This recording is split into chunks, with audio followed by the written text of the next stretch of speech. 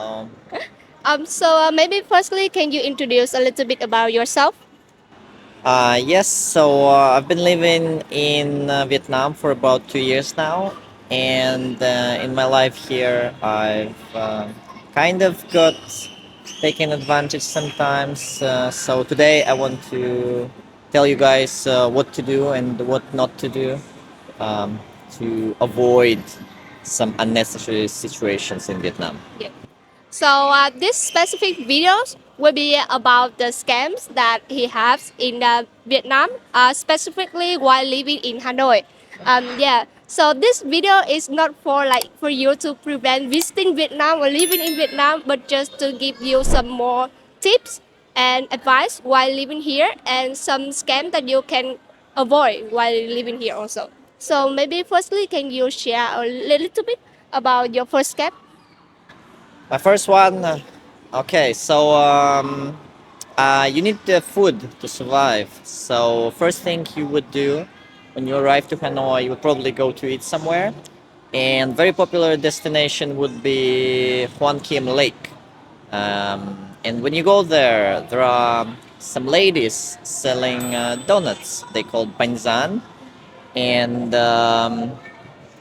they're pretty cheap, I think. I didn't know this on my first day here, so I've met a lady, and she offered me to try benzene for free. I said I have no money, no money. She said yes, it's free, so you can try it. After you try it and you say it tastes good or it's okay, she will try to give you benzene. So she will take the package and start putting these donuts into the package. 1, 2, 3, 4, 5, 6, 7, 8, 9, 10. And then because you tried already, you kind of feel obligated to buy it, and the price could vary. For me, the lady said 150. I didn't really understand what it means, but it means 150. So 150,000 Vietnamese dong Yes. for 10 banzan. One for 15,000. It's too expensive. The real price is probably ten times cheaper. Yeah. So actually, this for this scam is not only for foreigners living in Vietnam, but also travelers as well. Yes, yes. Yeah. So this more like a common scam in Vietnam, I would say. Like when you guys go shopping, eating, you should check the price first with the people, and especially when you go shopping, like clothing and everything, you.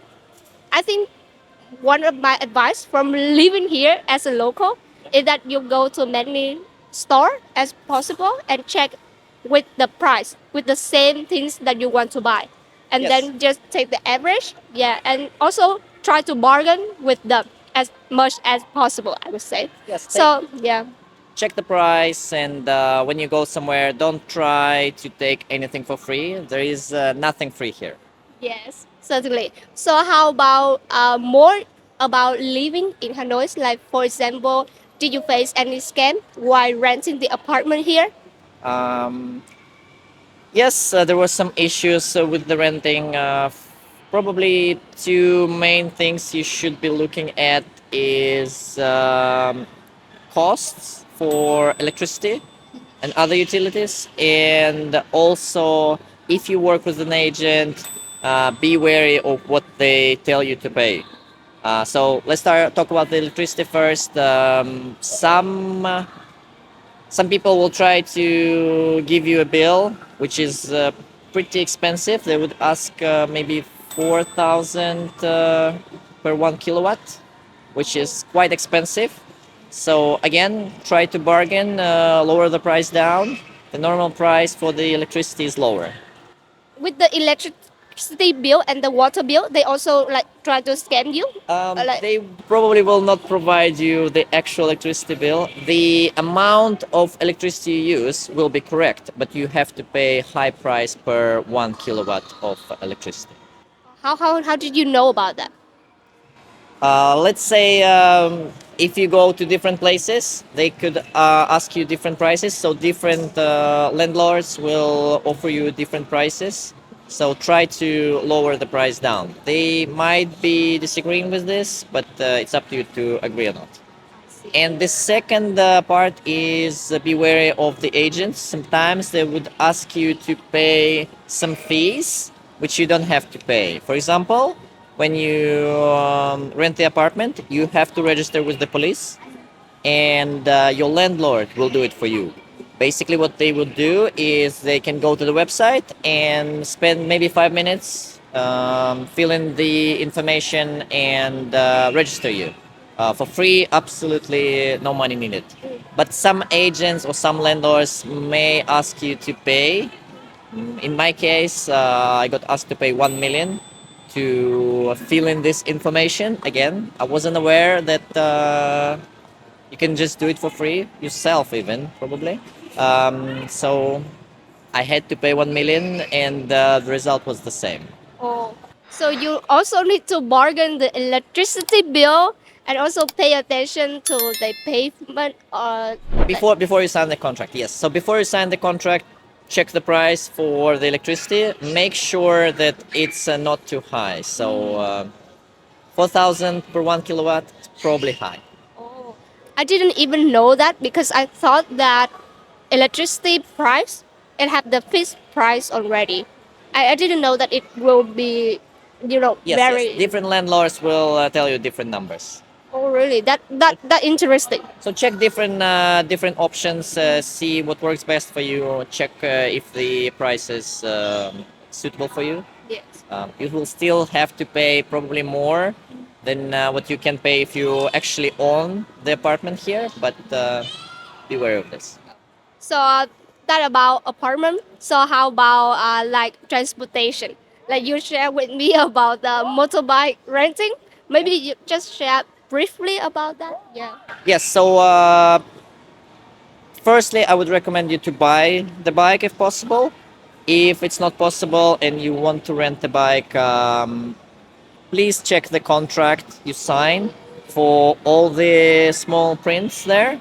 There could be something which can cause you troubles in the future. So make a photo of the contract, read the fine print, make sure that everything is okay. And the second part is try to make sure that your bike is actually serviced at the company which rents you the motorbike.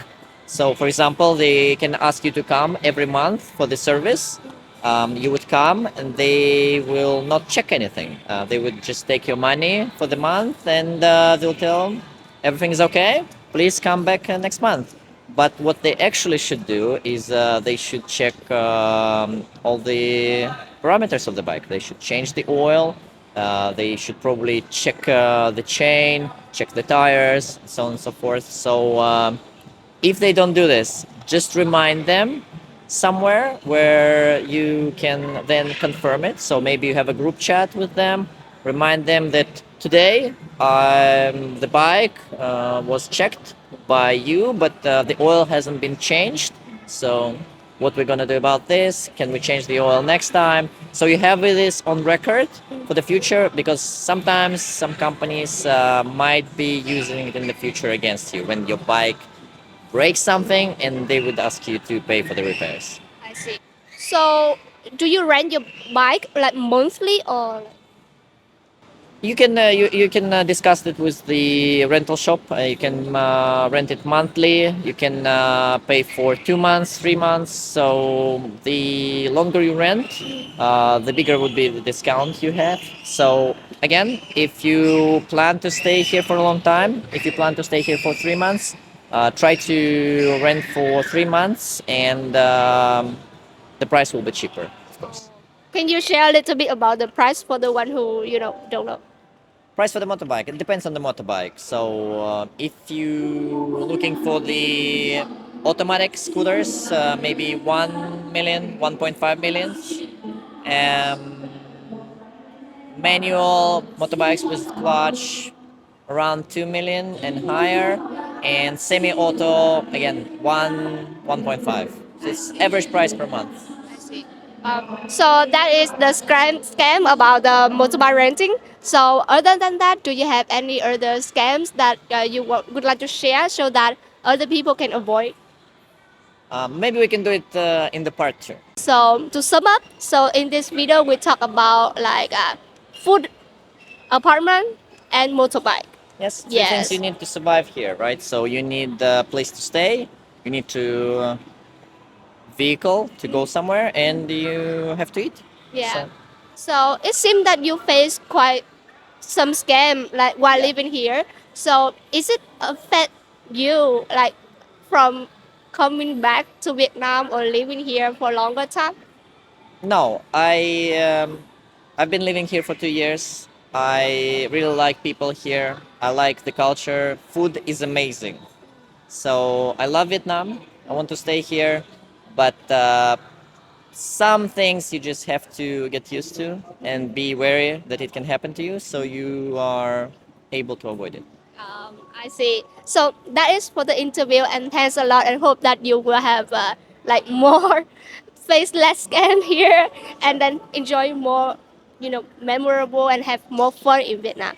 So that is for the interview, and thanks a lot. Okay, thank you. Thank you. Take care, Bye guys. bye.